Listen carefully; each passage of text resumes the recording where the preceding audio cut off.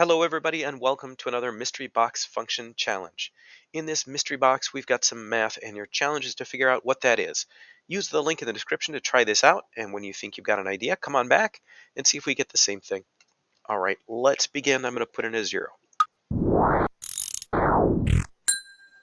Oh, so 0 gives us some non-repeating decimal, a negative. Maybe this is trig, maybe it's a square root function. Let's try a 1. 1 just gives us -1. Okay, how about a 2? Well, we've got another non-repeating decimal. Huh, how about a 3? Another one of those. How about a 4? All right, so it's not changing a lot. And then all of those numbers are non-repeating decimals. Maybe square root function, but I really don't know. Let's go in the negative direction.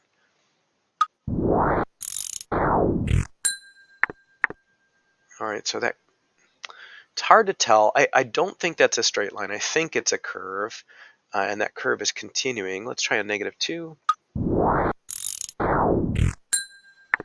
That gives us -0.5. How about a -3? That gives us exactly 0. Okay. As I'm looking at the shape now, I'm starting to think maybe this is a square root function. Those non-repeating decimals alerted me to that fact.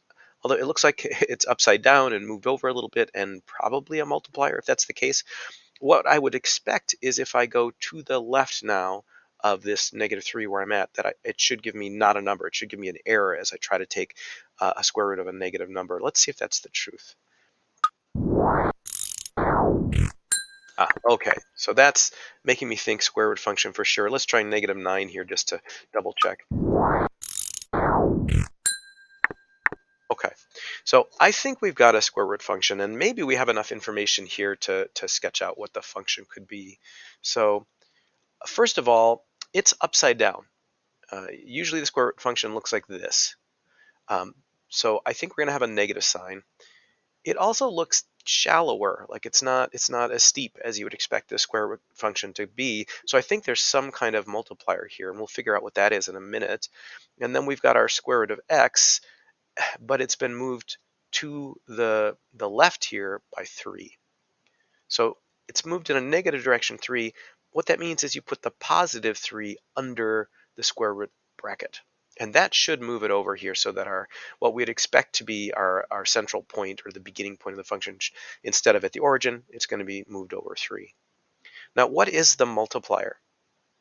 I think the place to look for that is where what's under the square root symbol is 1.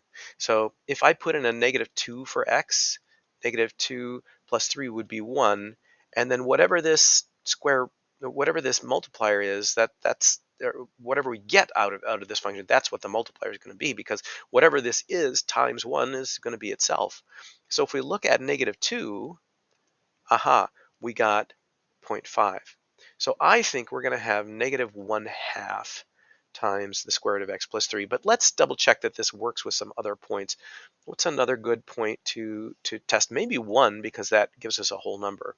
So if I have -1/2 times 1 plus 3, so 1 plus 3 is 4, the square root of 4 is 2, times a -1/2 should be -1, and yeah, we put in a 1, we get out a -1. Maybe we can predict one more value. Let's put in a 6, because -1/2 times the square root of 6 plus 3, that's going to be easy. 6 plus 3 is 9, so that's the square root of 3. So that should be -3/2 if we put in -1/2 if we put in a 6. So let's test that. Yeah, -1.5, just as we predicted. I think we've got this. Let's reveal.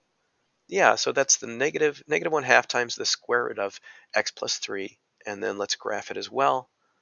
And there it is. So very shallow and flipped upside down and shoved over. So a lot of things happened to that square root function, but we were able to sort it out. How did that go for you? Let me know. Thanks, everybody.